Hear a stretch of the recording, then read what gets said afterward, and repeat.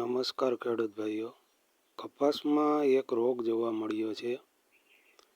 કપાસના પાન ફરતાથી ખાઈ જાય છે ને વૈધ રોકાઈ જાય છે ને કુકડાઈ જાય છે પાન.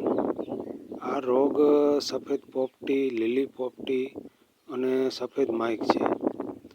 આ ચૂસિયા જીવાતને નિયંત્રણમાં લેવા માટે શું કરવું?